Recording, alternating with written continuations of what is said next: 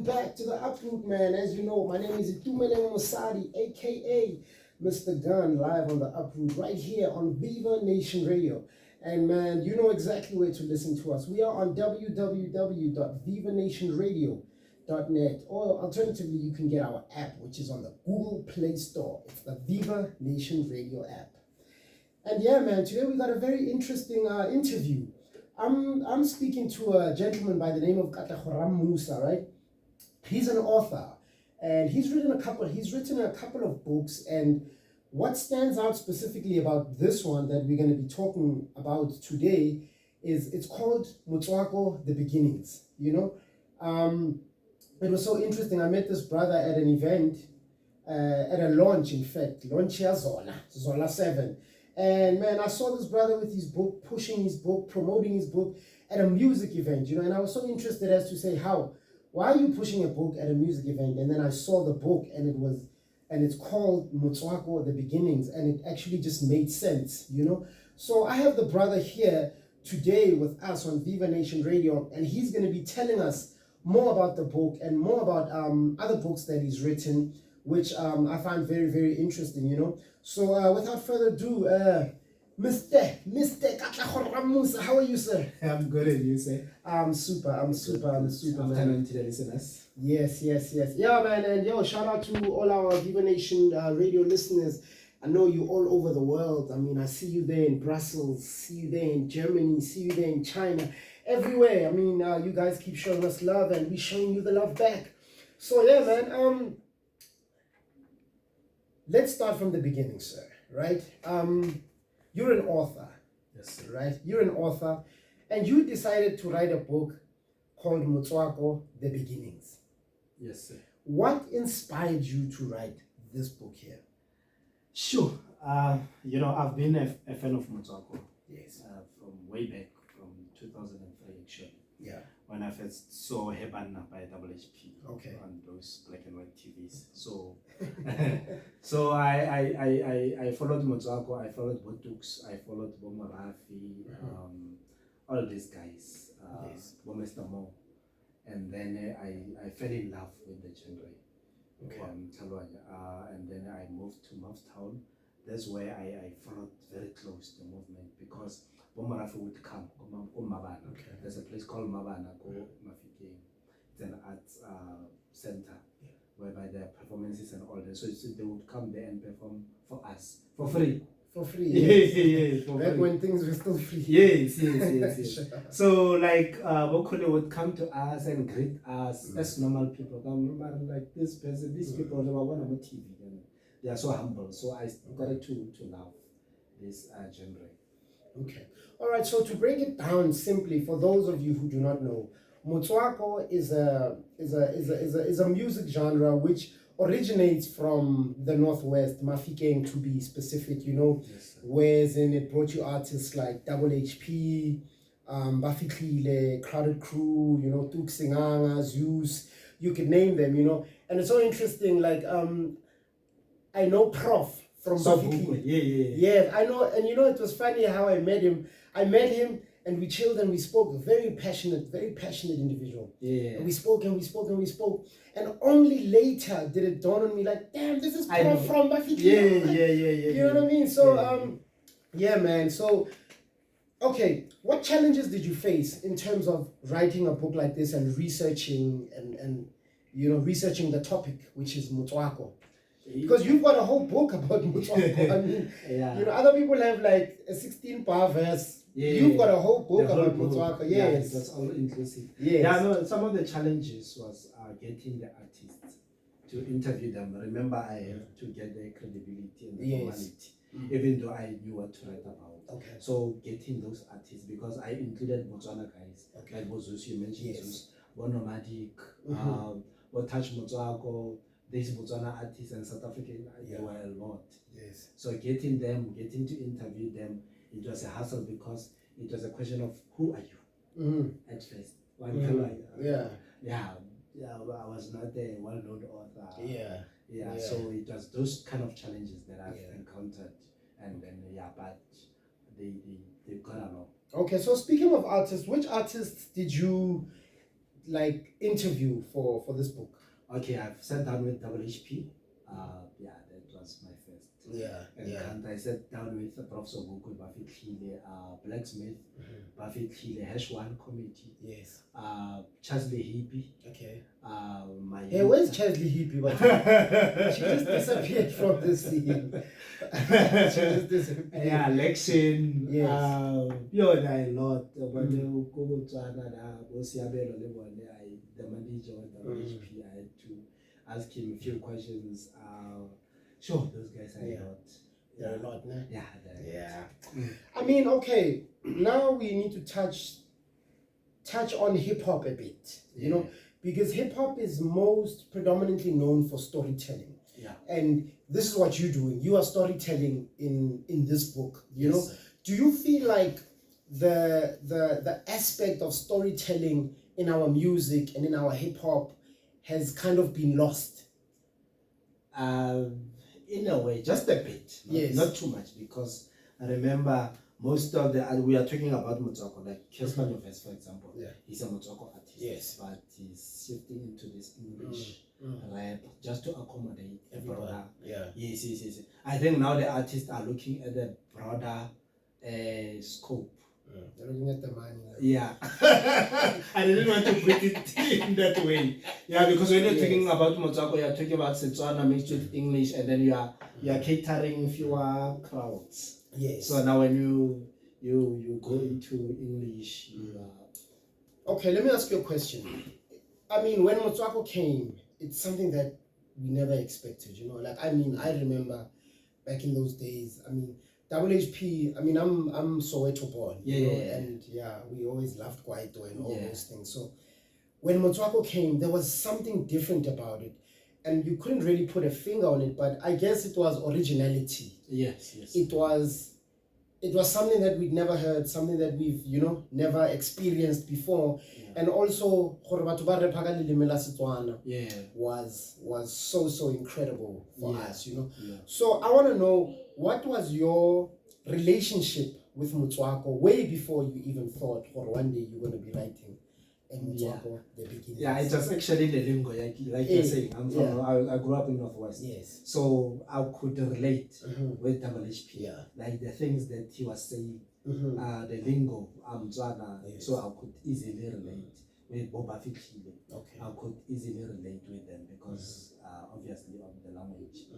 Okay. And they were African, so Okay. So as I'm saying, like, I saw you pushing and promoting your book at the event, you know. So which other places are you promoting your book? How are you making sure that your book is out there, and how are you getting it to people out there? Yeah, I'm doing various launches. I move around. We did a launch go Times Square. We did a launch go Atteridge View. We did a launch go Main Lane, Boutique Hotel. So we are basically moving around because we have to get the book to the people. Social media, we are pushing it. Radio interviews, we are doing TV interviews. So we are coming full cycle in terms of marketing the book, because marketing is forever. It's not like advertising, whereby you advertise for 3 months and you're done. So it's forever. Okay. Yeah. All right. So what do you hope people take away after reading this book? You know, like, what's the particular thing that you want people to walk away with and say, this is what I gained from this book? Yeah, no, I want people to be educated from this book. They should learn a lot of things. After they've read, they should be able to say, no, we didn't know some things. They should be inspired, because the story of Motswako is a story of humble beginnings. Like when Bo Kuli started, like, it was tough. That is why Pina, like, no more hunger. You know, it was very tough when the guy started. So it's a story of humble beginnings. They should learn perseverance. The book must inspire them. It must direct them to their destinies. That's what I'm hoping. Okay. So, let's get into the book a bit. Like, what are your favorite parts of the book? You know, like when you're interviewing an artist, you ask him, what's your favorite track in the... we can't talk tracks, but what are your favorite parts? Which chapters are your favorite? And man. Sure. Yeah, you're putting me in the corner. but chapter 9. Chapter 9, the tribute to WHP. Yes. The undisputed king of Motswako. It's my favorite chapter because Jabba was close to my heart. Yeah. You know, Jabba was not a celebrity. Jabba would chill with him, and first time we met, Jabba gave me his number without me asking for it. He invited me to his house. So he was such a humble dude. He was not a celebrity. So that's what I loved about him. So yeah, chapter 9, that's my favorite chapter. Okay. Actually, I went to this, it was a Motswako workshop leading to Maftown Heights, the last Maftown Heights documentary. Yes. So, we kind of met WHP's son there. Yeah, Leano looks exactly like how you know. He looks exactly like WHP, you know. So we were taken aback there, you know. And it kind of got me thinking of what's in the future for Motswako. And I like what you've done because you've kind of put another spin on Motswako. It's not just about music. It's also about literature and stuff. You know what I mean? So I like that, you know. So I want to find out from you, what do you think needs to be put in place in terms of going forward in the future, not just music wise but literature wise as well? Yeah, I mean, I think the guys should support this project. Mainly the artists who are in the mainstream. When I'm talking artists who are in the mainstream, I'm talking Kolichan, I'm talking Dukes, I'm talking Casper, I'm talking Fifi. Those are in the mainstream. Like I said, Viva, those are previous.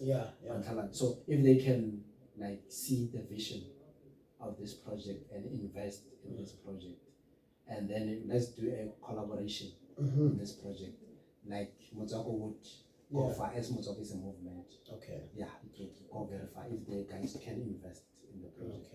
All right. Do you get any support from like government institutions or other institutions? Because I mean, you are here, you are representing Mafikeng, you are representing Northwest as a whole. I would even say Botswana because you know what I mean. So are you getting any support from? Not yet. But the Department of Sports and Arts and Culture, Gauteng, they have supported me there and there. Not fully support, but there and there they have supported me. But there is this a little bit of support that you get, man. Yeah. All right, that's good. So okay, I've seen that you've also released other books, you know. Yes, sir. You've got Black is King. 11 books. You've got How to Dominate the Economy as Christians. Yes, sir. Understand the Purpose for Your Life. God is not a racist. Born poor but rich in mind. Jesus was an African.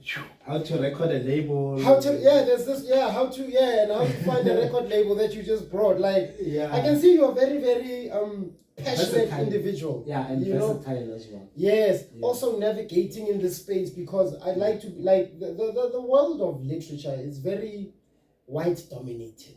You know what I mean? You look at the shops that are there, exclusive books. Yes. They own the value chain. They own the value chain. So how do you guys navigate in those spaces? Actually, talking about that, I'm opening my own bookstore next month in Atteridgeville, Konkoma Village. My own bookstore, Endhouse Nagat bookstore, whereby I will be selling my own books, whereby I'll be calling other authors to come and sell their books so that I give them a proper contract which make an economic sense, because these contracts that we get from those mainstream, they're not making any economic sense. Okay, now let's actually get into some of the books that you wrote. Yes, sir. What's inspired you to write your books? Because I can see that you have a theme. Yes, sir. You have a theme. The one theme is religion, motivation, finances, exactly, and black pride. Yes, because when you say black is king, already our ears are like shooting up. Okay, so please just give us just a brief explanation about what these books are about. I started to write. My first book was Born Poor but Rich in Mind. That's my autobiography. Yes, I was 27 when I started to write that book. I was passionate, I was hungry, I wanted to write about my life experiences, my testimonies, the things that I've encountered, encountering setbacks like the car accidents and all that, life-threatening situations, going to mental institutions and all that. So I wrote that, and then after that, I met Kelly Mac. I proposed Motsako book, and he said, "Do you have a portfolio?" And I realized, I don't have a portfolio. Yes. Hey, English, you know, I was about any portfolio. Yes, but my man, what books have you written? Yes. And this one I have not yet released it. I said, oh my word, I have to write books. You have to write more. So yeah, that pushed me to write these books. To write God is Not a Racist, which addresses racism in the religious sector. Yeah, and then understanding the purpose for your life, which is a motivational book. You look at some guy who's a billionaire who has committed suicide because he had lost their billionaire status and he became a millionaire. And they went to that famous place called Cape Town, whereby they just commit suicide. The Devil's Peak. Oh, Devil's Peak. Yeah, whereby they just throw themselves. They just throw themselves. Wow. I mean, you are still a millionaire.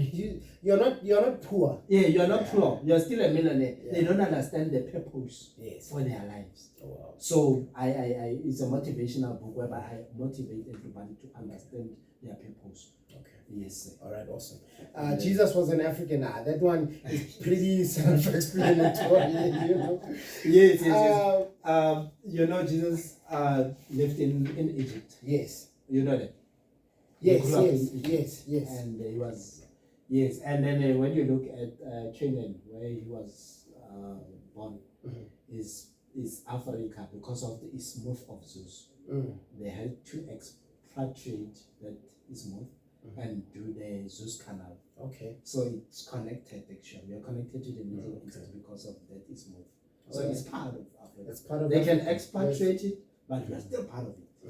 Yeah. Okay. Now, understanding the purpose of your life. Yes. Tell me, do you go to schools and give motivational talks? Because you're a motivational speaker. I'm a motivational speaker. 100%. Yeah, I'm a motivational speaker. I go to schools, I go to private schools, government, I corporate, church conferences, everywhere. Okay. And then, this is the last one that I'm going to ask you. How to dominate the economy as Christians. Yes. What does that book talk about now? It talks about the economy and Christianity because when we... How are they connected?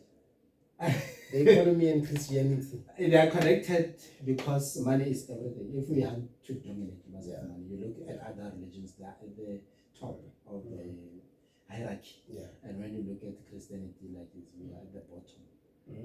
And those at the top, they dominate and they have a voice. When you have money in your pocket, you have a voice. When you don't have money in your pocket, you don't have a voice. Yes. So that's what I'm trying to... So they say money highlight. Talks. Yes. Bull walks. Yes. Okay, cool. The last one, you walked in here with a little manuscript here. Yeah, how to... That is how to find a record label. Yes. Navigating the music industry maze with expert guidance. Yes, sir. Yes. Many artists, they want to blow up. Yeah, they don't get a record deal.